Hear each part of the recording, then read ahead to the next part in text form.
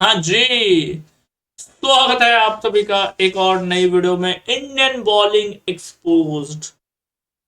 जी हाँ, south Africa Timba ने भाई लोग धर लिया। भाई लोग टिम्बा ने एक बार फिर से इंडियन बॉलर्स को। जी हाँ, इंडिया वर्सेस साउथ अफ्रीका कल दूसरा ओडीआई मैच हो रहा था। टिम्बा ने कहा मैं ना मानू। जी हाँ, पहले टेस्ट हराया अब ओडीआई भी हराऊंगा। जी हाँ, कहीं ओडीआई भी कहीं हम लोग पिल न जाएगा इस, क्योंकि टेस्ट ऑलरेडी हम हार चुके हैं। 2-0 से टेस्ट सीरीज ऑलरेडी हम हार चुके हैं। और टेम्बा बहुमा टेम्बा पूरी टेम्बा की पूरी गाइस कोशिश है और टेम्बा पूरा जोर लगा रहा है ओडीआई भी हराने का, क्योंकि टेस्ट तो ऑलरेडी हमें 2-0 से वो हरा ही चुका है। जी हाँ, टेस्ट ऑलरेडी 2-0 से हम हार चुके हैं अपने ही सरजमीन पे। अब ओडीआई की बारी है। पहला मैच रांची में हुआ, रांची में हम लोगों ने जीत गए मैच। जी हाँ, फर्स्ट मैच जो रांची में हुआ, रांची में हम लोगों ने जीत दर्ज की। हालांकि वहां पे भी जान हलक में आ गई थी। जी हाँ, रांची में भी हम लोग के एक जान हलक में आ गई थी, क्योंकि अगर तुम देखोगे इंडिया ने 349 रन बनाए थे।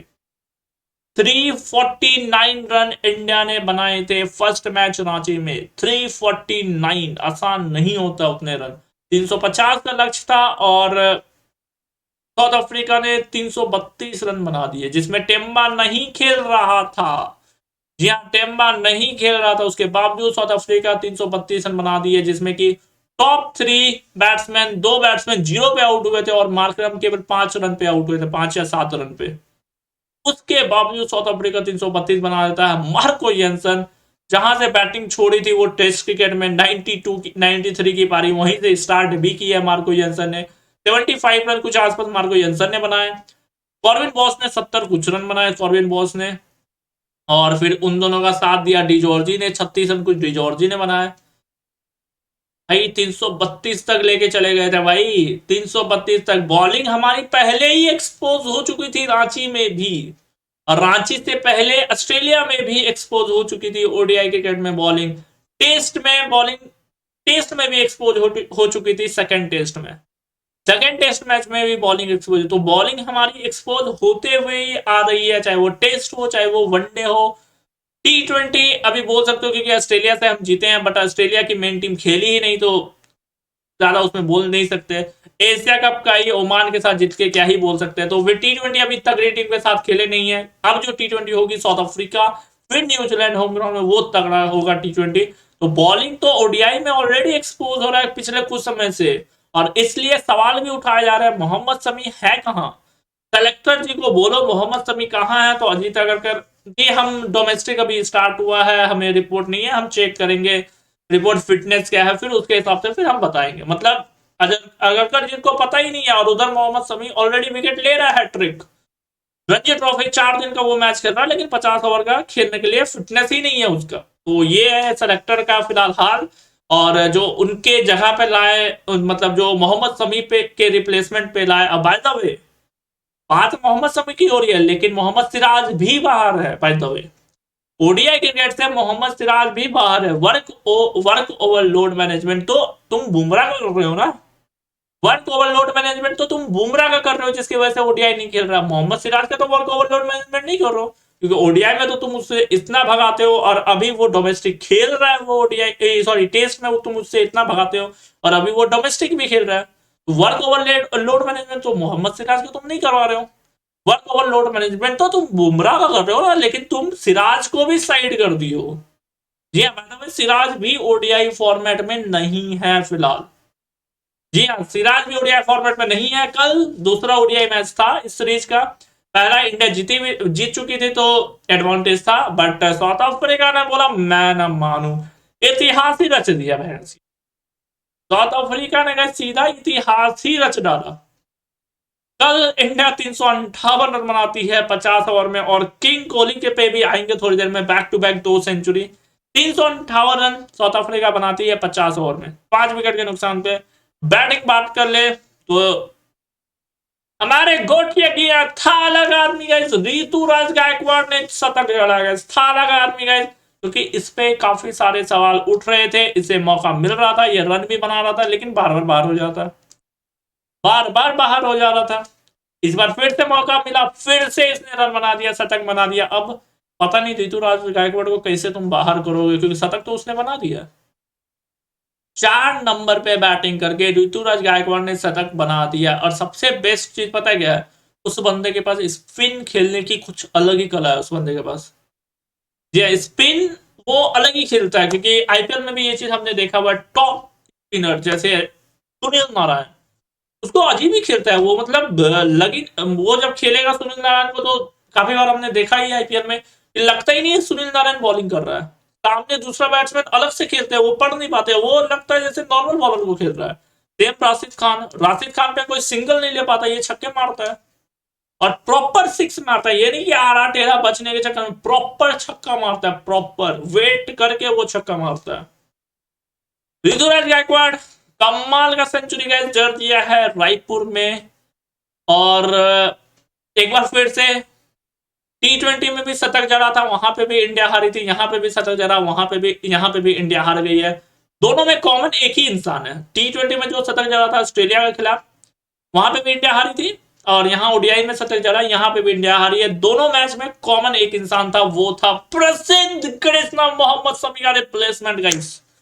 गौतम गंभीर का चॉइस रिप्लेसमेंट मोहम्मद शमी की जगह प्रसिद्ध कृष्णा को लाया गया था गाइस। वो वहां पे भी थे बाय द वे, जो T20 में ऋतुराज गायकवाड़ ने शतक लगाया था, वहां पे भी थे प्रसिद्ध कृष्णा, वहां पे भी धड़ के पिटाई हुई थी। उस मैच में भी प्रसिद्ध कृष्णा ने 4 ओवर में 68 रन दिया था T20 में, जिसमें ऋतुराज गायकवाड़ ने शतक लगाया था। जी हाँ, वो मैच भी इंडिया हारी थी, प्रसिद्ध वहां पे भी थे और 4 ओवर में 68 रन वहां पे भी उसने दिया था। और कल तो हद्दी पार कर दी, 8 ओवर 2 गेंद में 85 रन। प्रसिद्ध गए शेखरा से 15 रन दूर रह गया, शतक से 15 रन दूर रह गया। हालांकि कोटा भी पूरा नहीं किया, कोटा पूरा करता तो आराम से शतक तो पार कर देता, तो एक अच्छा स्कोर प्रसिद्ध भी कल बनाता। बट शतक से जो है वो 15 रन थोड़ा सा शॉर्ट पड़ गया प्रसिद्ध कृष्णा का। या शतक से कहीं ना कहीं 15 रन थोड़ा सा शॉर्ट पड़ गया। 8 ओवर 2 गेंद 85 रन। मोहम्मद शमी का रिप्लेसमेंट, वही मोहम्मद शमी जो ओडीआई वर्ल्ड कप 2023 में 23 विकेट लेते हैं और पूरे मैच भी नहीं खेलते, बाय द वे पूरे मैच नहीं खेलते, 7 मैच में 23 विकेट है, क्योंकि शुरू में वो खेल ही नहीं रही थे, शुरू में खेल रहे थे हार्दिक पांड्या। 7 मैच में 23 विकेट, हार्दिक पांड्या चोटिल होते हैं तब मोहम्मद शमी आते हैं और 7 मैच में 23 विकेट लेके चले जाते हैं। चैंपियन ट्रॉफी जो अभी हुआ उसमें सेकंड हाईएस्ट विकेट, 5 मैच में 9 विकेट है। कहा वो है ही नहीं, बायोलेटर खेल ही नहीं रहा वो बंदा, सिर्फ रणजी खेल रहा है। एक प्लेयर जो तुम्हें आईसीसी इवेंट में इतना अच्छा बॉलिंग करके दे रहा है, वो बायोलेटर नहीं खेल रहा, वो फिर डोमेस्टिक खेल रहा है। सरप्राइजिंग। तुम बायोलेटरल खेलते क्यों हो? आईसीसी के लिए ही ना। जब वो बंदा तुम्हें आईसीसी में ऐसा प्रदर्शन दे रहा है, वो बायोलेटरल नहीं खेल रहा, वो खेल रहा है डोमेस्टिक। और सबसे पहली बात, एक चीज और मैं गौर बताता हूं तुम्हें, मोहम्मद शमी को सेलेक्ट कौन करता है, सिलेक्शन अभी कौन करता है, वो है अजीत अगरकर। इंडियन सेलेक्टर अभी कौन है? अजीत अगरकर। अजीत अगरकर के खुद के पूरे वर्ल्ड कप में, ओडीआई वर्ल्ड कप या T20 सब मिला के वर्ल्ड कप में 7 विकेट है। पूरे वर्ल्ड कप में अजीत अगरकर के 7 विकेट है। और वो जिस बंदा को सेलेक्ट कर रहा है वर्ल्ड कप के लिए, सिलेक्शन कर रहा है मोहम्मद शमी के लिए, और जो उसके बारे में बोल रहा है कि हमें रिपोर्ट ही नहीं पता है, मोहम्मद शमी का एक मैच में 7 विकेट है वर्ल्ड कप में। 2023 का वर्ल्ड कप में एक मैच में 7 विकेट है उसका, श्रीलंका के खिलाफ उसने दिया। और जो सेलेक्ट कर रहा है मोहम्मद शमी को, अजीत अगरकर, पूरे वर्ल्ड कप में उसका 7 विकेट है। सरप्राइजिंग। तो ये अंतर है भाई लोग, तो आप इससे अंदाजा लगा सकते हो कि सिलेक्शन जो कर रहा है कितना उनके पास खुद का दिमाग है, जो जिसको सेलेक्ट कर रहा है, क्योंकि वो पूरे वर्ल्ड कप में 7 विकेट लिया हुआ, ये एक मैच में 7 विकेट लिया हुआ है वर्ल्ड कप इवेंट में। तो यहां से, और मोहम्मद शमी यहाँ पे अभी भी नहीं है, और उसके जगह पर प्रसिद्ध कृष्णा 8 ओवर 2 गेंद में 85 रन, धूमधाम धूमधाम से। एक और मोहम्मद सिराज का रिप्लेसमेंट कौन? राणा जी। जी हाँ, मोहम्मद सिराज का रिप्लेसमेंट राणा जी। भाई राणा जी 10 ओवर में 70 रन दिए, प्रसिद्ध कृष्णा से अच्छे रहे हैं बाय द वे।